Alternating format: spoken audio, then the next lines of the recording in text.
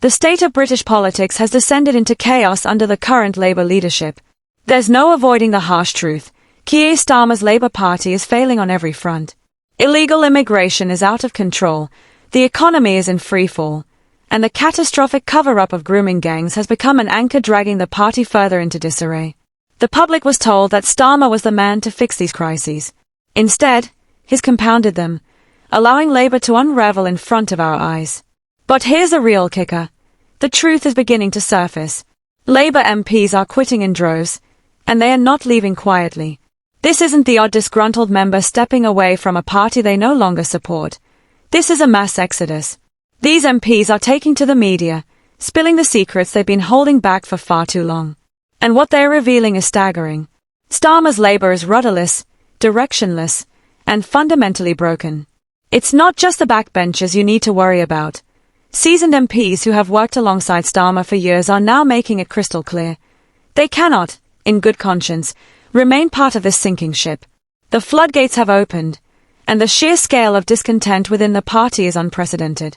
Labour MPs are jumping ship left and right, and their explanations paint a grim picture. One former MP described Labour as rudderless, with a leadership utterly disconnected from the rest of the party and its members.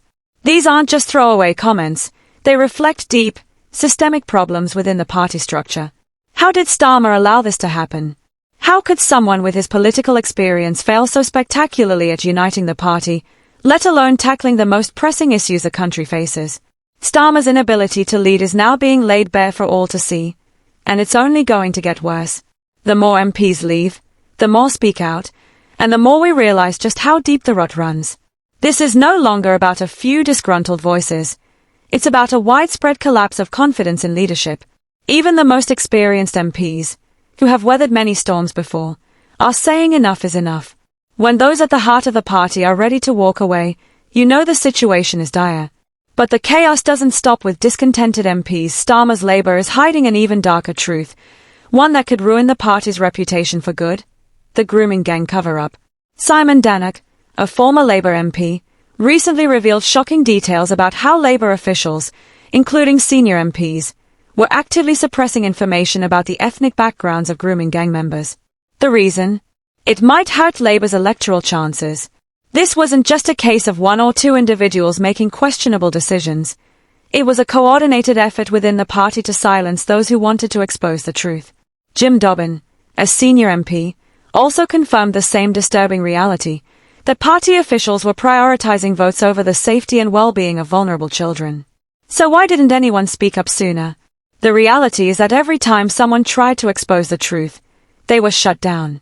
Kami Badosh, another figure within the party, attempted to launch a national inquiry into the grooming scandal, only for Labour to use its parliamentary majority to block it. That's right. Starmer's Labour Party voted to keep the issue hidden. They voted against justice. They voted against the truth, all in the name of protecting their party's image. This isn't just political cowardice, it's a betrayal of the highest order. And what does Starmer have to say about this? He dismisses the need for an inquiry, claiming that the facts are already known. But how can we address the problem if we don't fully understand its scope? How can we take meaningful action without knowing the full extent of the failings? It's clear what's happening here. Starmer and his team are running scared. They know that the full truth would expose them as incompetent, indifferent, and deeply complicit in the suffering of countless young people. The grooming gang scandal is not just another political issue, it's a crisis of human rights. Young, vulnerable people have been systematically exploited, abused, and silenced for years. Families have been torn apart, lives destroyed, and communities left reeling. And what did Labour do?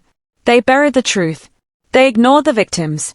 They cared more about their own political survival than protecting those who needed them most.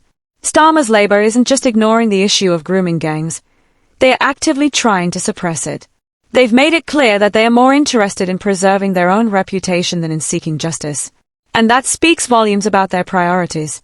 They are not serious about immigration, not serious about tackling crime, and not serious about the problems facing this country. They are only interested in power, and they'll do anything, covering up scandals, stifling investigations, lying to the public, to stay in control. What's happening within Labour is a farce. Starmer's leadership has failed on every front, And the MPs who are abandoning the party are showing us exactly why. It's no longer a matter of disagreeing on policies. It's about the fundamental values of honesty, transparency, and integrity.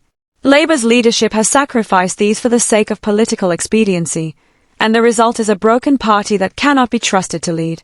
Starmer's Labour isn't a political movement, it's a political meltdown. And it's only going to get worse from here. The truth is coming out, and when it does, there will be no place left for those who have been complicit in this disgrace.